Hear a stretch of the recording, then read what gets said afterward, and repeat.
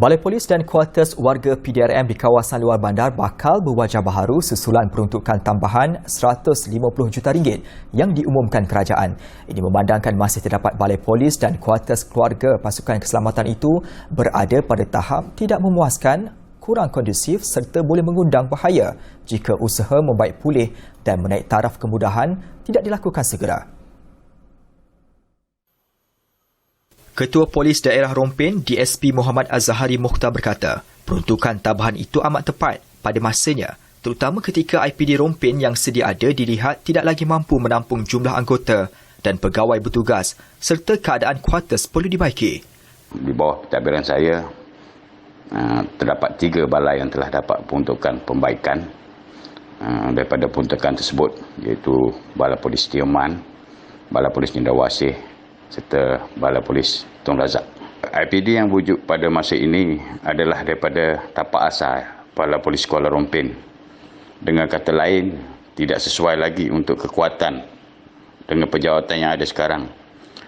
IPD baru perlu diwujudkan berserta dengan segala kemudahan asas serta kuartus kediaman yang cukup. Anggota IPD Rompin, Korporal Ahmad Nasir Harun ketika dihubungi Bernama TV berpendapat peruntukan tersebut membuktikan keprihatinan kerajaan perpaduan terhadap kebajikan warga PDRM. Sehingga kini, masih terdapat anggota dan pegawai PDRM yang menyewa rumah berikutan kuartus sedia ada, tidak mencukupi atau tidak disediakan kuartus. Selain keadaan itu dilihat membebankan ketika kos sara hidup semakin meningkat. Malah peruntukan ini perlu diperbesarkan lagi. Dan yang kedua, dalam konteks Balai Polis Kuala Rompin, kami pegawai dan anggota tidak mempunyai sebarang kuartus atau kediaman. Kos sewa rumah yang sering meningkat dan tinggi serta era rumah yang tidak selaras di antara pangkat menyebabkan kesukaran untuk kami bagi menyewa rumah di luar. Kami berharap agar Yang Amat Berhormat Perdana Menteri melihat dan meneliti akan masalah warga PDRM, Ibu Pejabat Polis Daerah Rompin. Sementara itu, Ketua Polis Balai Pulau Tioman, Inspektor Jonathan Yoh Siu Ming pula berkata pengumuman kerajaan itu merupakan berita baik buat seluruh warga PDRM yang berkhidmat di pulau berkenaan. Dalam konteks Balai Polis Pulau Tioman, terdapat 2 buah bangunan kuartus kediaman yang amat memerlukan kerja baik pulih di bahagian bumbung, sistem pendawaian elektrik dan struktur terutamanya.